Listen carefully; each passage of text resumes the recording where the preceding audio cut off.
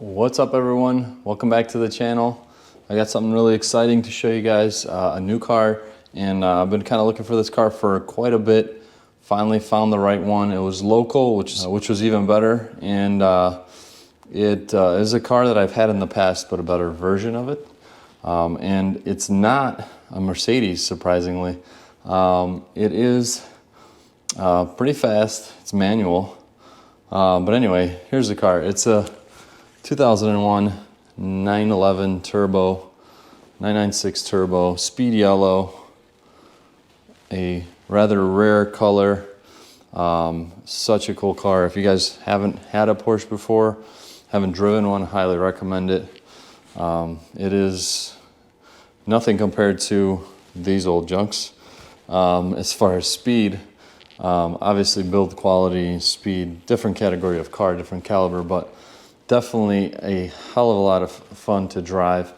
And I had a 996 Carrera, if you guys recall. It was silver over nephrite. This turbo is a huge step up, and it has replaced my 190 SL. The 190 SL needed some work with the engine, and I was going to fix it, but then when I sat in it, I realized I'm not even gonna be able to enjoy this car and drive it because I couldn't fit and shift the gears because I'm 6'5". This car I could fit in comfortably and drive.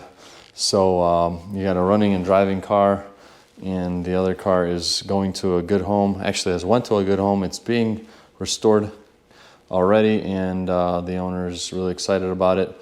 So hopefully I'll be able to see that car in action soon. As far as this car goes, yeah, this is definitely a game changer. Love the curves, love the wide flares. 19-inch BBS wheels. Look at that wing, look at that rear. Turbo, 2B exhaust. Such a cool car. It's got a hydraulic rear spoiler that actuates upon certain speed. These muffler tips are pretty cool. Let me know what you guys think. Do you guys like the original dual oval style where it's got one and then two? Or should I leave these? It's got headers, aftermarket headers. It's got an ECU tune. I think it's getting like 440 to the crank. These are 19-inch BBS wheels with some massive upgraded big brakes from a 997 turbo, I believe. I'll have to verify that. New Pilot Sport 4S tires. And they are really wide. Let me tell you guys what the size is here. Here it is. 305/30. So yeah, these are super wide, awesome grippy tires. You need tires like these. I'm gonna paint these calipers yellow to match the car. I was thinking of maybe painting the wheels silver. Let me know in the comments down below what you guys think. There's a brand called Augment that makes replica 996 turbo twist wheels, but they're no longer in production, and I reached out to them and they are pretty expensive. So I don't know if it's worth it. Although I do need 19-inch wheels to clear these brakes. They are bigger, and the 18-inch, which I really love, the stock one won't fit over this caliper and rotor combo. So if I wanted to revert back to original, I'd have to put back the stock brakes, which are plentiful, but these are, I'm not complaining about these. I mean, somebody dropped some big money on those, and yeah, it's a really clean car for being 22 years old. This is the front, engine's the rear, obviously. Show you guys the interior.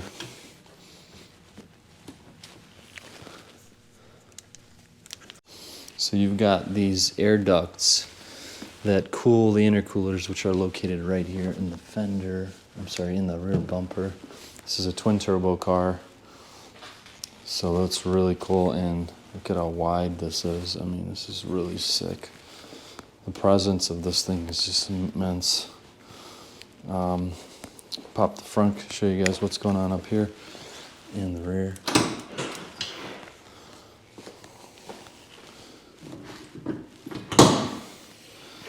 So it looks like somebody had an amp right here.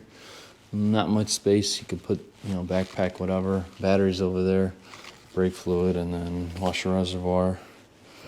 And then a little thing I learned is that you're supposed to press this crest to close the hood, not the actual hood. It does have HIDs, which is cool. I think these are the washer sprayers for the headlights that pop out. It does have tints. I think I mentioned the headers, ECU tune. A couple other things, aftermarket steering wheel, carbon fiber. Really cool color matched center console. It does have a Alpine aftermarket head unit. 80,000 miles, just rolled over while driving here. I'm thinking of actually changing some things, adding carbon fiber. These door sills, there's covers for these, and center console and some other things. Let me know what you guys think. I've already got a set of yellow seat belts, which we're gonna put on today. Should be fun. And I'll show you the seat belts. I ordered these before I got the car. This was a deal I couldn't pass up, and they're all right here, so I'll get on that next. Yeah, your filler cap up front right here, which isn't normal. Most cars have it in the rear. And here's the engine. Oh yeah, I've got an Evolution Motorsports air intake, ram air. It's got like a GT2 hydraulic clutch, I believe, and then that's why this line's off. It's disconnected, it's bypassed, which is beneficial apparently, and does have a better flywheel, aftermarket performance one, which does have some chatter, but it is so much fun to drive, not to worry about it. Very minimal room to work on it. You got your fuel filter, expansion tank, you know, your basics you could get to, but otherwise it's an engine out job for any major services.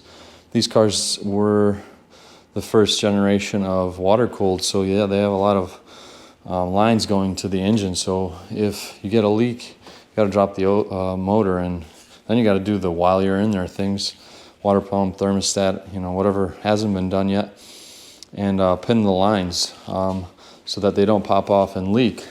And that's kind of a permanent fix, which after my mods, my performance mods that I plan on doing, I'll probably do some service stuff as well, of course, and yeah, that'll be sorted, and I wouldn't have to worry about that failing in the future, but it's not that big of a deal if it does happen.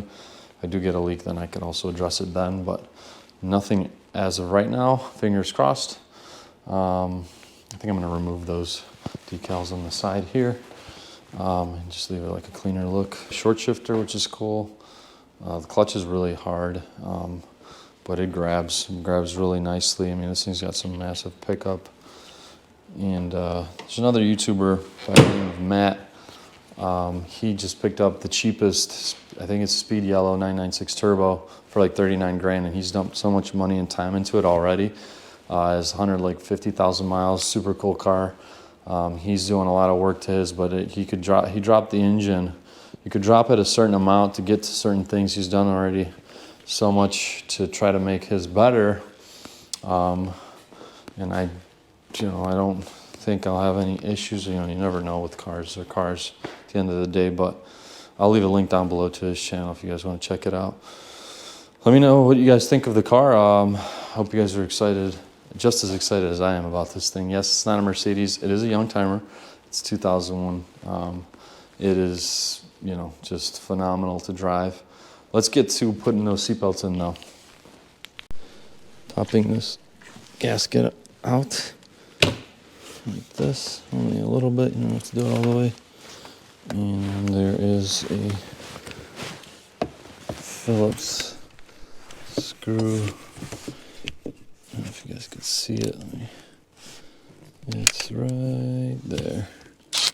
Beaker covers here. These torque screws. That's one.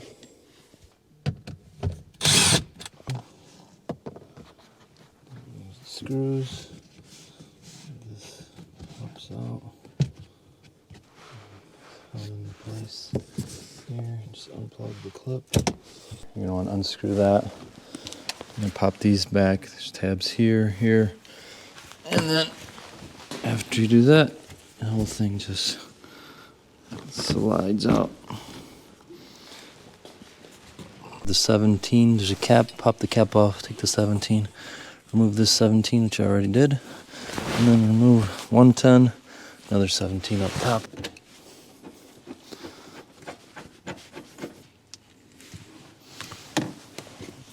That's done. And 17 here.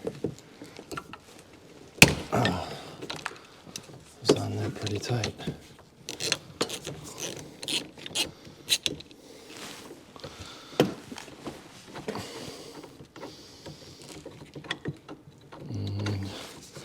And that's that for the removal.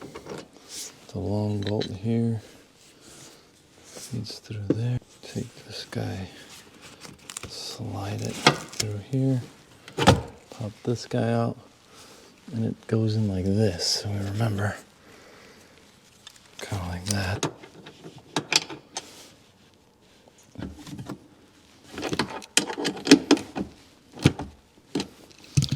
Pretty tight. There we go. Now we got leverage. Slide this guy here. Loop it there. Tighten this guy. Big bolt we took out. And that's pretty much it there.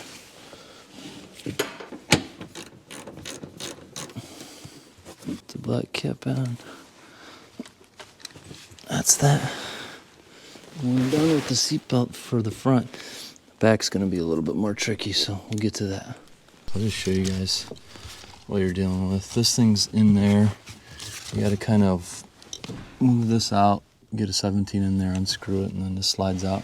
Pop this off, which is attached now to the belts, which I took off here. It slides through. Don't forget to put it back on. And unscrew the 17 in the bottom. And just slide your belts out as such. Through here. Orientation you can't really mess up because it goes like this. So yeah. Let's see. This fits now.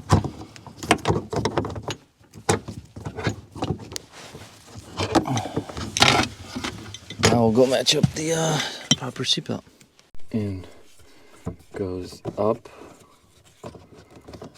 into the wedge here, and then just clips in. After you tighten your 17, the shorter bolt goes up here and the longer one goes on the bottom. I'll repeat the same process on that side. I did remove this top cover here for easier access, and I noticed a little bit of vibration, so there's two clips I think missing here. I'm gonna fasten this, and that's it.